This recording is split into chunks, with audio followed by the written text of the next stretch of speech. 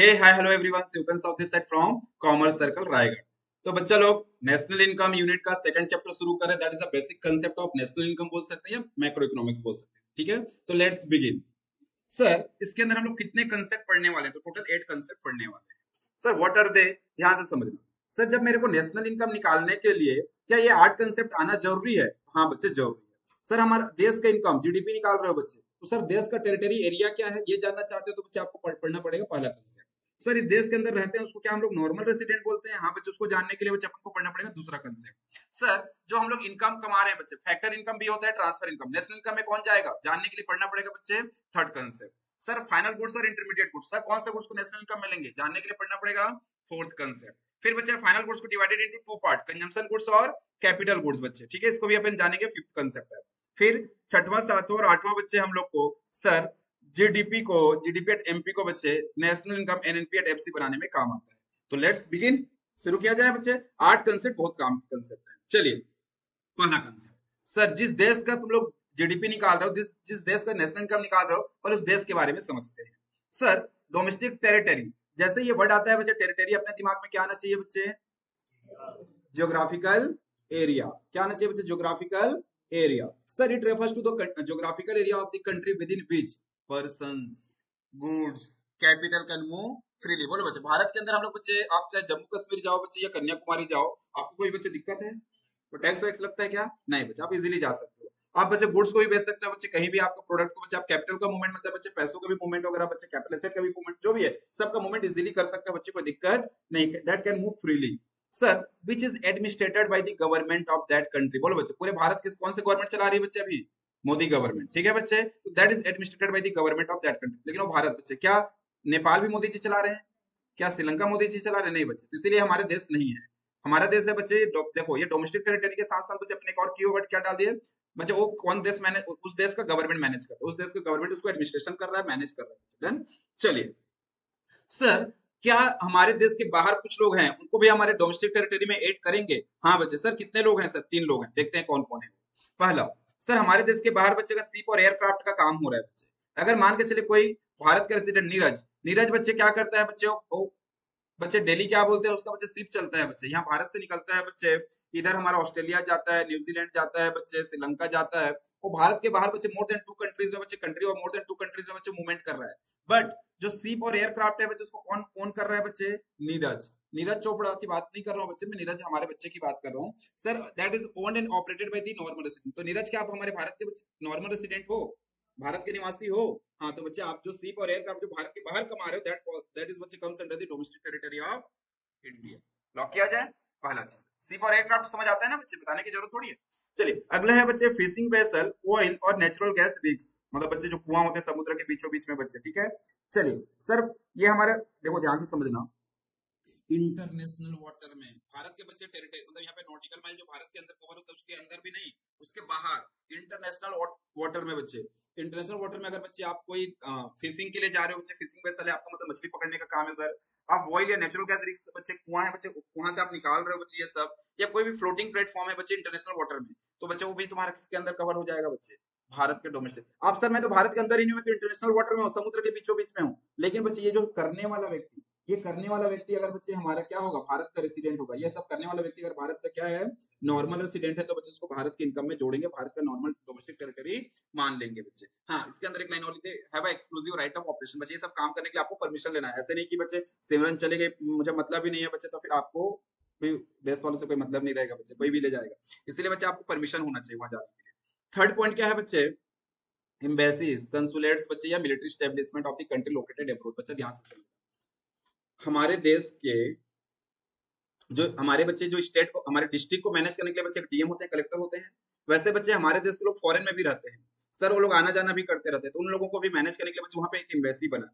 आज बच्चे हमारा अमेरिका से जो भी ट्रांजेक्शन, तो अमेरिका में भी एक एम्बेसी होगा, जापान में भी एम्बेसी होगा, रशिया में भी एम्बेसी होगा, यूक्रेन में भी एम्बेसी होगा बच्चे। तो हमारे लोग वहां पे रह रहे हैं बच्चे, कंसुलेट्स बच्चे उसी एम्बेसी में, और भी जो लोग हैं बच्चे, टीम है जो पूरा उनका, मतलब एम्बेसी मतलब बच्चे जो सेंटर में रहता है, और उसको बच्चे ब्रांच ब्रांच खोल देते हैं, तो उसको अपन क्या बोलते हैं बच्चे? कंसुलेट्स बोलते हैं। और बच्चे मिलिट्री स्टेब्लिशमेंट बच्चे, अगर हमारे मान के चलिए मिलिट्री बच्चे फॉरेन में है, तो इन सबका सैलरी, सब कुछ का पेमेंट, सबका अपॉइंटमेंट कौन करता हो? भारत सरकार, इंडियन गवर्नमेंट। तो इसीलिए बच्चे भले embassy, consulate, military establishment Bharat के बाहर हो, बट फिर भी बच्चे इसको क्या करेंगे बच्चे? इंडिया के अंदर काउंट करेंगे। लॉक किया जाए, बरोबर। चलिए सर, किसको किनको इंक्लूड नहीं करेंगे बच्चे? जो देखो, जो एम्बेसी, देखो मैं बताया था तुम लोग को बच्चे, दिल्ली के अंदर हमारा ब्रिटेन का है बच्चे, ब्रिटिश एम्बेसी है, अमेरिकन एम्बेसी, जो दो एम्बेसी में मैं खुद गया था बच्चे, दोनों का एग्जांपल। इसके अलावा बच्चे बहुत सारी एम्बेसीज हैं। इन सब एम्बेसीज में बच्चे फॉरेन के स्टाफ है मोस्टली बच्चे। तो क्या ये हमारा बच्चे इंडिया के अंदर कवर होगा? वो एम्बेसी वो भारत के अंदर है, दिल्ली के बीचों बीच में है बच्चे, फिर भी बच्चे उसको कवर नहीं करेंगे।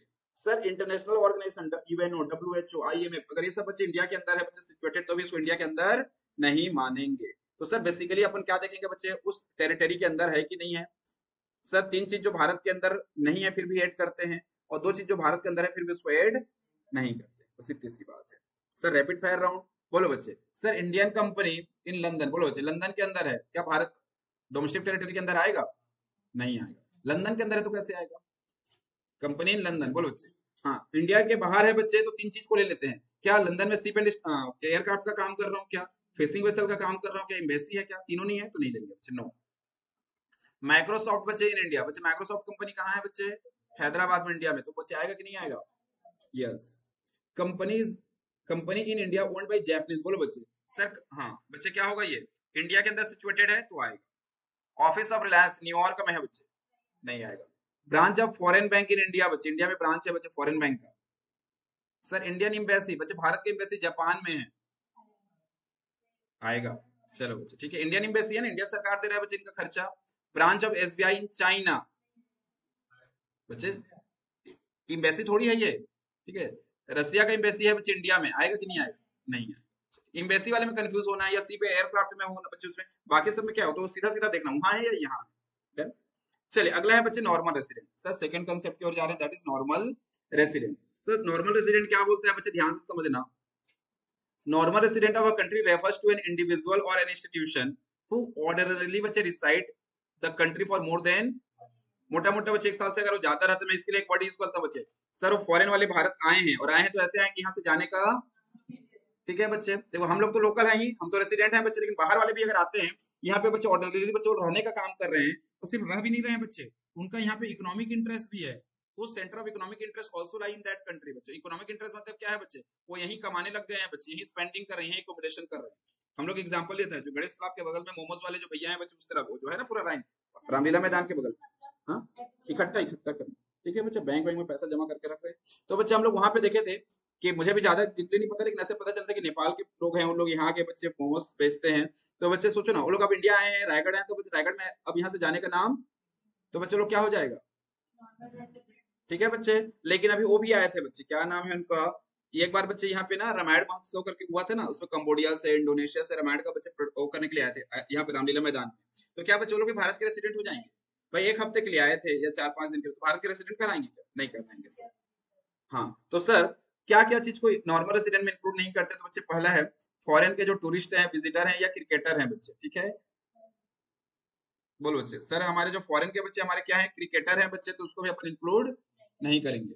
फॉरेन स्टाफ बच्चे, फॉरेन स्टाफ मतलब बच्चे जो फॉरेन के एम्बेसी है बच्चे, जो रशिया का एम्बेसी है, यूक्रेन का एम्बेसी है हमारे देश में, ब्रिटेन का, अमेरिका का जो एम्बेसी है हमारे देश में, उसके जो फॉरेन स्टाफ है, इंडियन स्टाफ है, इंडिया में रह रहे हैं तो उसको तो इंडिया में काउंट करेंगे, फॉरेन स्टाफ को बच्चे अपन यहाँ पे नहीं मानेंगे। उसके बाद बच्चे जो इंटरनेशनल ऑर्गेनाइजेशन है, यूएनओ, डब्ल्यूएचओ का ऑफिस, उसको भी नहीं मानेंगे बच्चे। उसको तो अपन डोमेस्टिक टेरिटरी में भी नहीं मानते थे, तो नॉर्मल रेसिडेंट भी नहीं मानेंगे। डन।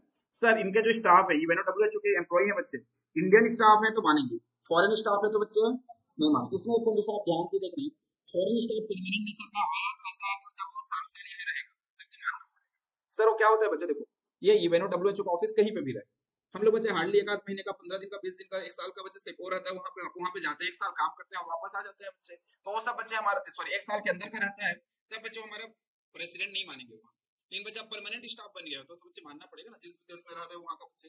अगर दिल्ली में डब्ल्यूएचओ का एक ऑफिस है, वहां पे बच्चे एक अमेरिका के स्टाफ परमानेंट है बच्चे, वो 5 साल से है, तो भारत का निवासी रेसिडेंट कहलाएगा कि नहीं कहलाएगा? यस।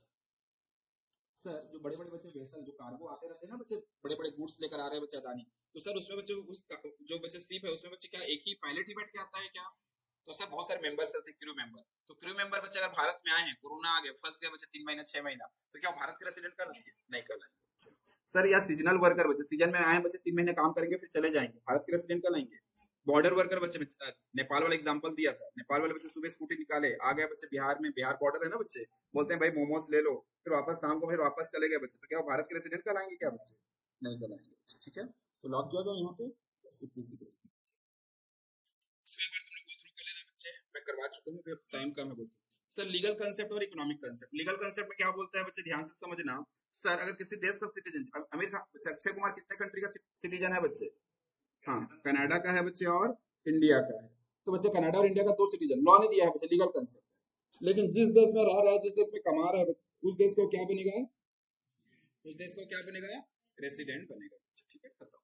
अब बच्चे अगला कंसेप्ट चलते हैं बच्चे, हमारा दो कंसेप्ट हो गया। थर्ड कंसेप्ट जा रहे हैं बच्चे, फैक्टर इनकम और ट्रांसफर इनकम। इसी का क्लियर हो रहा है बच्चे? Okay, very good. Factor income और ट्रांसफर इनकम बच्चे, फैक्टर इनकम मतलब ध्यान से समझना बच्चे, factor of production, factor of production का बच्चे income. Sir factor of production मतलब बच्चे लैंड, लेबर, कैपिटल और एंटरप्रेन्योर। मैं बच्चों को समझाने के लिए बोलता हूँ, एग्जाम में काम आता है ये, खून पसीनों का, मेहनत का पैसा है ये। हम लोग बच्चे फ्री का पैसा नहीं ले रहे हैं। लेकिन बच्चे ट्रांसफर इनकम किसका है बच्चे? विदाउट रेंडरिंग एनी प्रोडक्टिव, हम लोग बच्चे कोई बिना सर्विस दिए कुछ इनकम जनरेट हो रहा है, कुछ इनकम कमा रहे हैं, that is transfer income, that is transfer income. Lock किया जाए, बस इतनी सी बात है बच्चे। अगला है बच्चे nature. Sir it includes both the बच्चे national income and domestic income. बोलो बच्चे, इसके अंदर नेशनल इनकम भी इंक्लूड है और, लेकिन बच्चे देखो factor income is comes under, ये कवर अंडर द बच्चे national income as well as domestic income, but transfer income is neither included in national income nor in, दोनों जगह बच्चे इसको अपन काउंट नहीं करते। फैक्टर इनकम का कंसेप्ट बच्चे इट इज अर्निंग कंसेप्ट, और transfer income it is a, factor income में बच्चे रिसिपिएंट कौन है? Land, labour, capital, entrepreneur, entrepreneur बच्चे। और ट्रांसफर इनकम में कौन है बच्चे? जनरली हाउस होल्ड वगैरह बच्चे, गवर्नमेंट को कहीं से कुछ पैसा आ जाता है बच्चे, तो ट्रांसफर इनकम है। सर इनको किस किस फॉर्म में एग्जांपल क्या है बच्चे? लैंड वाले को रेंट, वेजेस, इंटरेस्ट और प्रॉफिट बच्चे। इसका हमारा एग्जांपल क्या है? स्कॉलरशिप और ओल्ड एज पेंशन। इसमें पेंशन में मैं बोला था बच्चे कि तुम जिंदल के बच्चे एक्स एम्प्लॉय हो बच्चे, जेएसपीएल के, अगर तुमको बच्चे अभी भी पेंशन आ रहा है बच्चे, तो तुम्हारा बच्चे पार्ट ऑफ फैक्टर पेमेंट। क्यों? सर बुक में भी लिख रखा है बच्चे, ध्यान से समझना। उसके लिए तुमने पास्ट में बच्चे मेहनत किया है, तुम्हारे सैलरी का कुछ पार्ट को बच्चे लोग कट करके रखे, तो बाद में बच्चे आपको पैसे के रूप में, पेंशन के रूप में आ रहा है। सबको मिलता है क्या? तो ट्रांसफर इनकम नहीं है बच्चे, कुछ लोगों को बच्चे, जो लोग वहां पे काम किए उन्हीं लोग को ही मिलेगा। That's it. चलिए सर, थर्ड कंसेप्ट भी हो गया। फोर्थ कंसेप्ट, फाइनल गुड्स और, sir what it mean final goods और इंटरमीडिएट गुड बच्चे। सर हम लोग जब नेशनल इनकम की बात करेंगे बच्चे, तो देखो हम लोग को फैक्टर इनकम लेना है, सेम यहाँ पे बच्चे फाइनल गुड्स को लेना है, इंटरमीडिएट गुड्स को इग्नोर करना है। तो सर ये होता क्या है, ध्यान से समझ।